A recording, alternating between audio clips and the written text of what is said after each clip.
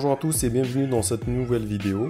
Je vous propose de voir ensemble comment créer un effet très intéressant sur PowerPoint en utilisant la nouvelle transition sur la dernière version 2019 de PowerPoint, à savoir la transition Morphose, qui va vous aider à transformer vos présentations.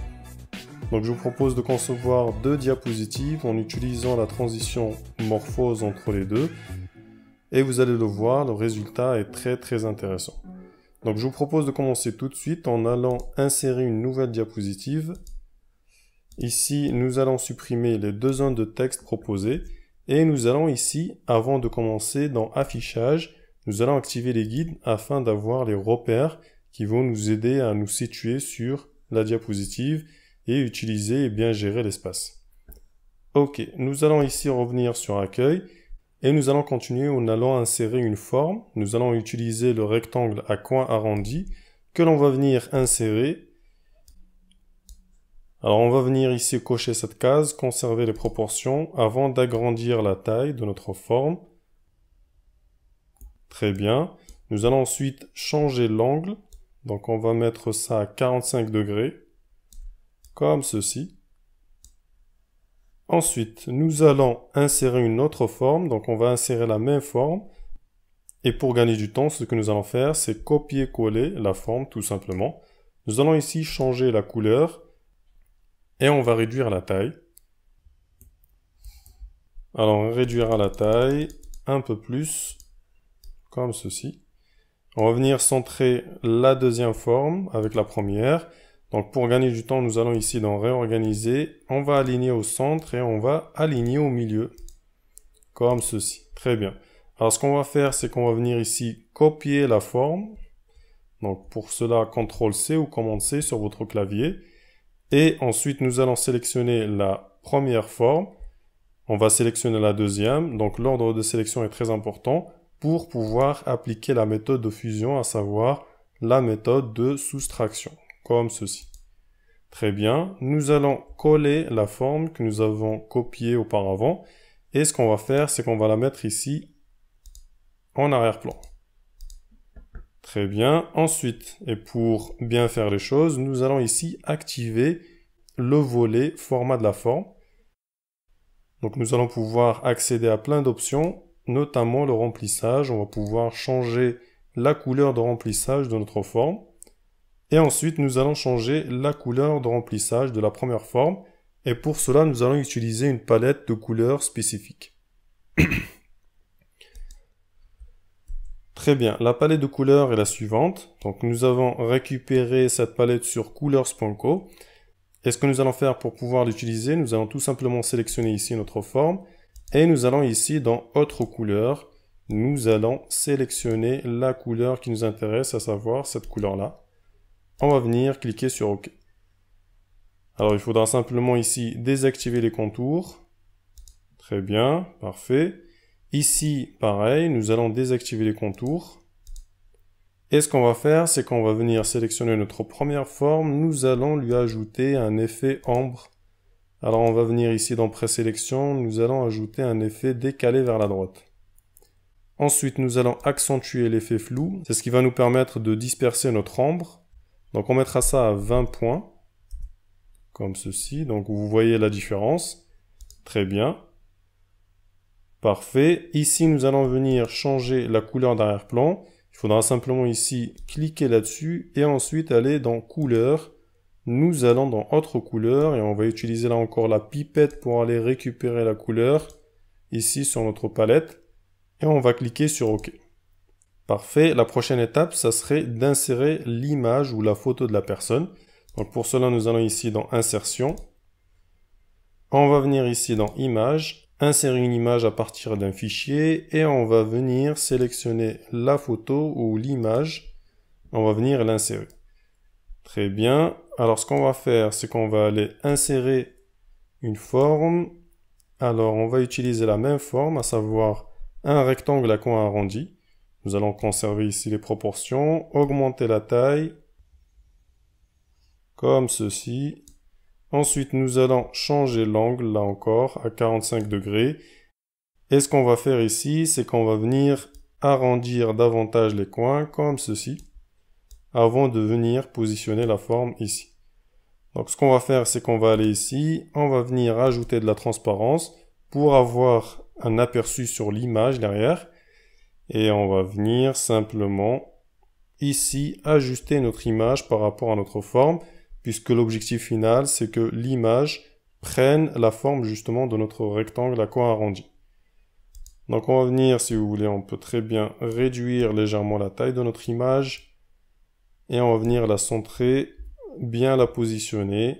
Et une fois que c'est fait, nous allons sélectionner l'image en premier, sélectionner la forme en deuxième et nous allons ici appliquer la méthode de fusion. On va utiliser la méthode d'intersection. Très bien. Parfait. Donc on pourra très bien, si vous voulez, réduire la taille légèrement de l'image, comme ceci. On mettra ça à 10 cm, si vous voulez. Parfait. Ça c'est fait. Nous allons pouvoir attaquer la suite, c'est-à-dire ajouter 2 zones de texte ici, avant de créer les éléments de décoration. Donc on va venir simplement mettre à propos, ici. Donc ça sera le titre de notre diapositive. Alors on va venir changer la police d'écriture, on va utiliser Lato. Donc la police d'écriture Lato n'est pas présente par défaut sur PowerPoint, il faudra simplement la télécharger et l'installer. Donc vous avez plusieurs sites, vous avez Google Font ou bien dafont.com pour pouvoir la télécharger. Donc ce qu'on va faire, c'est qu'on va utiliser Lato Heavy ou Lato Bold. On va venir augmenter la taille à 30 points, voire 32. Parfait. Ensuite, nous allons ici ajouter du texte en dessous. Alors, on va venir ajouter du faux texte. Donc, bien sûr, dans un cas réel, il faudra ajouter un texte en bonne et due forme. Pour ajouter du faux texte, dans notre cas, nous allons utiliser la fonction lorem. On ouvre la parenthèse, on ferme la parenthèse et on appuie sur Entrée. Comme vous le voyez, ça nous a permis de générer du faux texte. Très bien. On va venir ici changer la police d'écriture. Alors on va utiliser Lato là encore.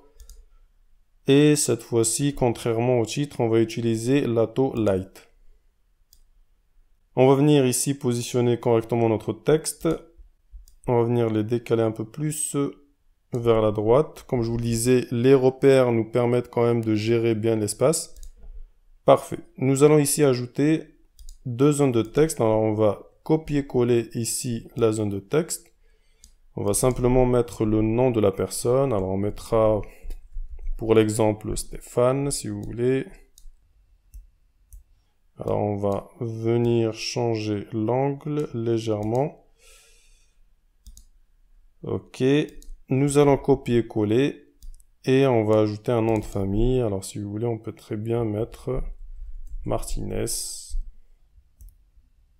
Alors on va augmenter la taille ici, on mettra ça si vous voulez à 60 points.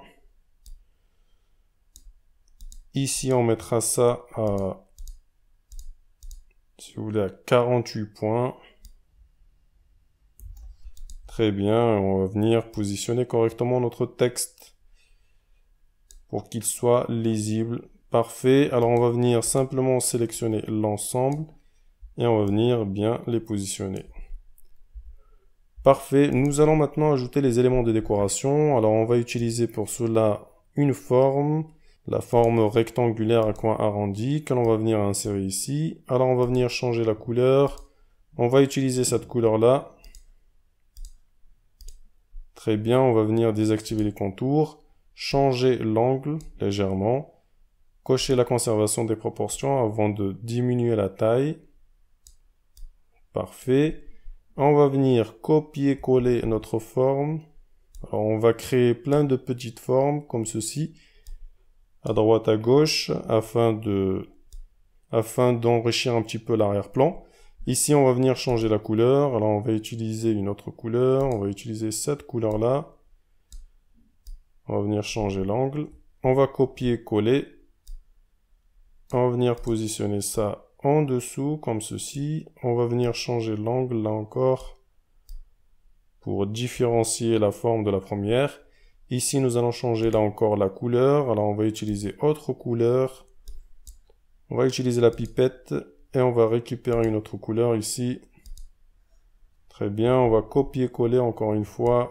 Et on va venir déplacer notre forme. Là encore, on va changer la couleur. On va utiliser la troisième couleur ici sur notre palette. Parfait. On va venir positionner ça ici. Alors, ici, on va venir changer l'angle. Très bien, nous allons maintenant ajouter une autre forme de décoration. Pour cela, nous allons utiliser, là encore, la même forme. On va zoomer un peu plus là-dessus. Ce qu'on va faire, c'est qu'on va utiliser le point jaune ici pour arrondir davantage les coins. Nous allons ici réduire la largeur. La hauteur, on va garder ça à 3,6. La largeur, on mettra ça à 0,5 cm. On va venir changer la couleur. On va désactiver les contours. On va copier-coller et modifier l'angle à 90 degrés. Très bien, on va venir positionner ça comme ça afin de pouvoir créer une forme de croix. Ici, nous allons donc réorganiser, aligner au centre, aligner au milieu et on est bon. Nous allons ensuite grouper les formes. Très bien. Ensuite, nous allons venir simplement positionner notre forme ici. Il faudra simplement changer l'angle. On va venir copier-coller. Et ensuite, nous allons ici positionner ça ici. On va venir cocher la conservation des proportions avant de diminuer la taille. On va venir changer la couleur. Très bien. On copie-colle encore une fois. On réduit la taille. Et on change la couleur. Là encore. Très bien. Donc nous avons terminé la conception de notre première diapositive. Je vous propose maintenant de passer à la seconde avant d'appliquer notre effet de transition morphose. Parfait. Nous allons ajouter notre deuxième diapositive. Alors ce qu'on va faire, c'est que tout simplement nous allons sélectionner celle-ci et on va la copier ou la dupliquer. Donc l'objectif, vous l'aurez compris, c'est d'utiliser les mêmes formes puisque l'effet de transition morphose va s'appuyer justement sur les objets qui se trouvent sur notre diapositive et il va falloir garder les mêmes afin de pouvoir avoir un effet plus intéressant et surtout quelque chose de propre. Donc nous allons venir simplement ici modifier, donc on va venir supprimer le texte ici, les éléments de décoration on va les garder. Et nous allons ici simplement augmenter la taille de notre forme. Donc nous allons ici dans format de la forme. Ici nous sommes à 12 cm. On va augmenter et on mettra ça si vous voulez à 33 cm ou 32,5 cm. Donc vous voyez là c'est grand. Alors on va revenir ici sur notre action. Et ce qu'on va faire pour éviter de mal faire les choses, c'est qu'on va venir sélectionner notre forme avec celle-ci et on va venir les grouper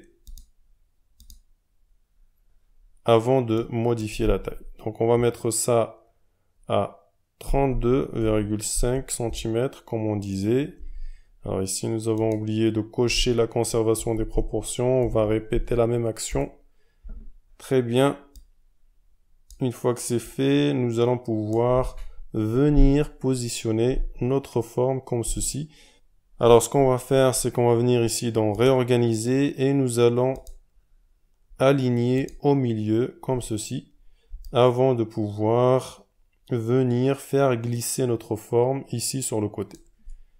Très bien. Alors avant de faire ça, on va revenir sur notre action et tout simplement pour avoir un repère, là encore, nous allons utiliser ici notre repère vertical. On va venir le positionner ici pour avoir une idée justement de l'extrémité gauche de notre diapositive. Et on va ensuite venir sélectionner notre groupe. On va venir le positionner comme ceci. Voilà, à peu près. Parfait. On va venir dissocier. Donc c'est très important de dissocier les formes. Il ne faut pas les garder en groupe. Ensuite, nous allons venir ici positionner correctement notre photo. Et ce qu'on va faire, contrairement à la diapositive 2, nous allons augmenter sa taille, comme ceci. Très bien. Et ce qu'on va faire, si vous vous souvenez bien, nous avions ces éléments de décoration qui étaient en dehors de la diapositive, sur la diapositive 2. Nous allons simplement les déplacer dedans, comme ceci, en modifiant l'angle des formes. Donc vous allez voir par la suite le rendu. Très bien, ici on va changer l'angle, là encore, pareil. Très bien, ici on va venir positionner correctement le prénom ainsi que le nom de famille. On va venir réduire leur taille. Ici pareil. Et ce qu'on va faire ici, c'est modifier la police d'écriture, on mettra ça en Lato Light. Très bien, nous allons venir sélectionner les deux, et ce qu'on va faire ensuite, c'est aller dans réorganiser, nous allons les aligner à droite. Très bien. Ce qu'on va faire sur cette deuxième diapositive, c'est que l'on va présenter les compétences justement de la personne. Donc on va venir utiliser le titre, on va venir le décaler ici. On mettra compétences. Alors ici, on va venir faire bouger notre élément de décoration. Ici, on va réduire la taille et changer l'angle légèrement. Très bien. Ici, pareil, on va faire bouger un petit peu toutes les formes de décoration. Ensuite, nous allons ici pouvoir ajouter les éléments justement qui nous permettent de donner des indications sur le niveau de compétence de la personne dans plusieurs domaines. Alors ce qu'on va faire, c'est qu'on va utiliser là encore la même forme, c'est-à-dire un rectangle à coin arrondi que l'on va venir positionner comme ceci. Alors on va arrondir davantage les coins. On va venir ici dans les contours changer la couleur. On va opter pour la couleur la plus sombre. Ici, nous allons désactiver le remplissage. Et on va venir changer la hauteur. Alors on mettra ça à 0,9 cm de hauteur. Et au niveau de la largeur, on mettra ça à 10 cm. Alors on va voir pourquoi. Nous allons pouvoir positionner ça ici. Ensuite, ce que nous allons faire pour gagner du temps, c'est copier-coller la forme. Sauf qu'ici, nous allons changer. Alors on va opter pour un remplissage de cette couleur-là. Et on va désactiver les contours. Ensuite, nous allons réduire la hauteur à 0,5 cm. Et on va pouvoir venir positionner ça ici. Donc ça va nous permettre de créer une sorte de jauge des compétences que l'on va pouvoir changer et modifier selon le niveau de compétence de la personne. Très bien, alors on va ajouter des éléments en plus des zones de texte. Alors on va venir ici, ajouter une zone de texte dans laquelle on mettra, si vous voulez, eh bien, le niveau de compétence sur Photoshop par exemple.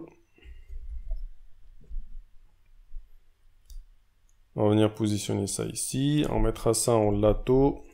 Alors Lato Light, c'est très important. Ok, alors on pourra garder ça à 18 points. On va copier-coller et on va venir positionner la zone de texte ici. Alors on mettra, si vous voulez, 60% pour donner une indication chiffrée comme ceci. On va réduire la taille, si vous voulez, à 16 points. Ici, pareil. Alors on va venir sélectionner les deux et nous allons les aligner en bas. Très bien. Ici, à ce niveau-là, ce qu'on va faire, c'est qu'on va venir ici ajouter un effet ombre. Alors on va ajouter cet effet-là si vous voulez. Ici, on va réduire la transparence. Ça va nous permettre d'assombrir davantage l'ombre. Ensuite, ici, on va accentuer l'effet flou. Voilà, on n'est pas trop mal, comme ceci. Alors, pour 60%, on mettra la largeur, si vous voulez, à 6, voire 5,8 cm. Très bien. La suite, ça va être très simple. Nous allons simplement venir sélectionner comme ceci, ce qu'on vient de créer. On va venir copier-coller, ou plutôt dupliquer. Alors, on va dupliquer, c'est plus intéressant et plus facile à faire. Pour dupliquer, c'est commande D ou CTRL D. Et on va venir positionner ça en dessous, comme ceci. Très bien, on duplique encore une fois, et encore une fois. Et on va pouvoir ici mettre par exemple Illustrator. Ici on mettra InDesign.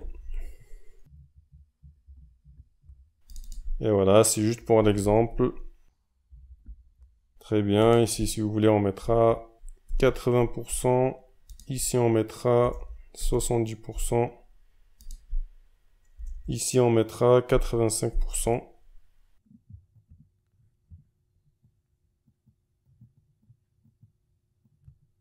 Voilà, très bien, nous avons terminé la conception. Nous allons maintenant appliquer l'effet le plus attendu, à savoir l'effet morphose. Et pour pouvoir le faire, nous allons ici dans l'onglet Transition.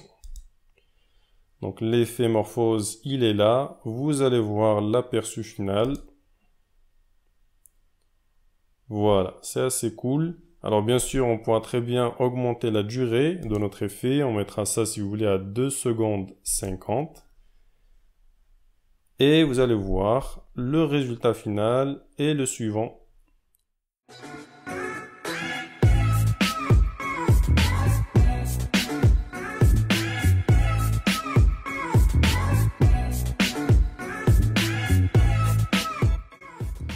Parfait, bien sûr, il y a la possibilité d'ajouter des effets d'animation en plus.